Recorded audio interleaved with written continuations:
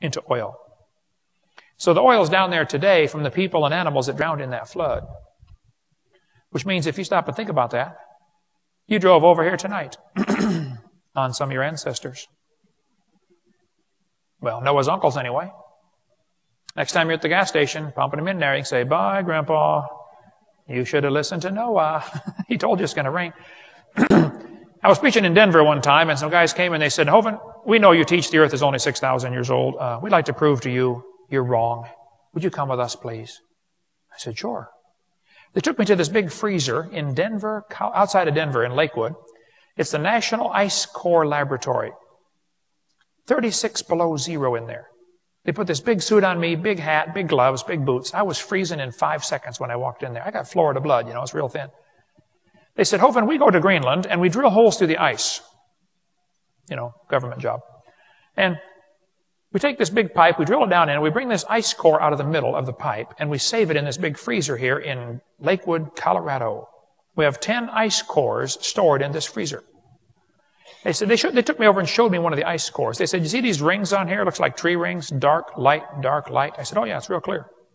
They said, "Well, what happens in the summer, the snow melts a little bit, and then it refreezes and makes clear ice. Shows up dark on the picture.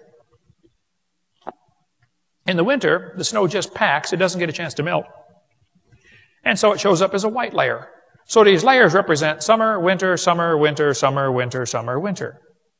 They said, "Now the deepest hole we've ever drilled is 10,000 feet deep. And we counted these ice rings, and there were 135,000 of them.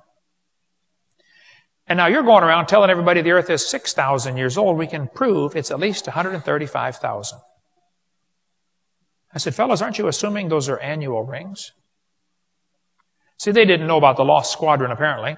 But in World War II, some airplanes ran out of gas and landed in Greenland. Has anybody ever heard of the Lost Squadron? Okay, it's been on TV a bunch of times. Well, the airplanes got left there in 1942.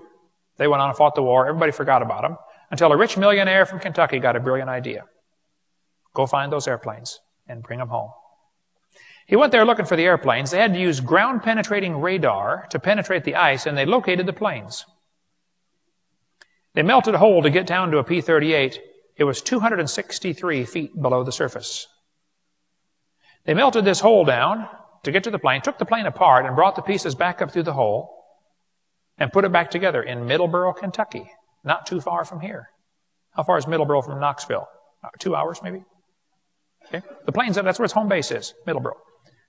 Well, the planes were in the ice for 48 years. They were 263 feet down. That's 5.5 feet a year. Now, the deepest hole they've ever drilled is 10,000 feet. You divide that by 5.5, you get 1,800 years.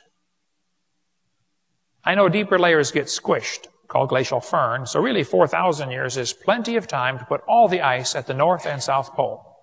So why isn't there more ice at the North and South Pole? I visited the museum and saw the guy who dug out the airplane. His name is Bob Carden. I said, "Bob, when you went down to get to that airplane, did you go through ice rings?" He said, "Oh yeah, many hundreds of them." I said, "Now wait a minute. How can there be hundreds of ice rings in 48 years? Shouldn't there be somewhere around 48?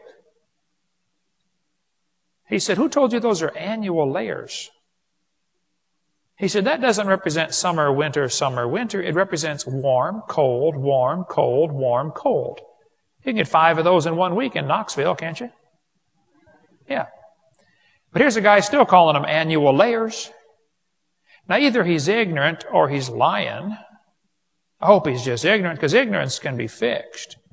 You see, stupid is forever, but ignorance can be fixed. That's the difference, by the way. A guy that works with the Eskimos said, "Brother Hovind, I got 15 layers of snow on my car in 8 hours. Not 15 inches, 15 distinct layers of snow." You kids are going to be taught that each of the layers of the earth is a different age. They've got Cenozoic, Mesozoic, Paleozoic, Archeozoic. Did you know the whole geologic column is baloney? It doesn't exist. We covered that on video 4. All over the world, petrified trees are found standing up, connecting these rock layers. Petrified tree connecting a bunch of layers can't be millions of years difference in the age of those layers. One in Cookeville, Tennessee, not far from here. The bottom is coalified, the center is petrified, the top is coalified again. Runs through 2 coal seams. Cover more on that on video 6 about coal formation. Mount St. Helens blew trees into Spirit Lake. They're going to petrify very quickly, standing up. That's the way they sank to the bottom. They got waterlogged. Wood petrifies quickly. Here's petrified firewood. Here's a petrified fish giving birth. It does not take millions of years to give birth. Petrified cowboy boot with the cowboy's legs still in it. The article's on the table down here called The Limestone Cowboy. The Mississippi River is depositing sediments at the rate of 80,000 tons every hour. 80,000 tons of mud comes down and dumps off around New Orleans, and that delta is growing larger and larger. They studied the delta pretty carefully and say it probably took about 30,000 years to put all that mud out there in the delta. Okay, well then I have a question. If the earth is millions of years old, why isn't the whole Gulf of Mexico full of mud by now? They'll say, Hovind, it's 30,000 years. That proves the Bible's wrong. The Bible says 6,000. I know, but see, I've got a theory about that. Here's my theory. I believe 6,000 years ago, God made everything. 4,400 years ago, there was a flood. As the flood water was running off, whoosh, about half of that mud washed out there in 20 minutes. So it looks like it took 30,000 years to get the mud out there. It took about 20 minutes. And then 4,400 years since then, okay? A friend of mine from Louisiana is a pastor of a church. He said, Brother Hovind, I used to work in the oil field, drilling in the Gulf of Mexico, drilling for oil. He said, we drilled down through 14,000 feet of mud and hit trees 60 feet tall, standing up. 60-foot vertical trees under 14,000 feet of mud. More about that on video 6. Here's a picture of the oldest tree on the planet. It's called the bristlecone pine. We've got a piece of bristlecone in our museum in Pensacola. It's only 30 inches in diameter, and it's 700 years old. You can count the rings with a magnifying glass. It grows real slow. Now, tree ring dating is not an exact science. Trees can produce 2 rings a year or 3 rings a year. Okay? And be very careful about tree ring dating with overlapping sequencing. We cover more on that during Q&A time if you'd like. But the oldest tree in the world, this textbook says, is 4,300 years old. Earth's oldest organism. That's a pretty old tree.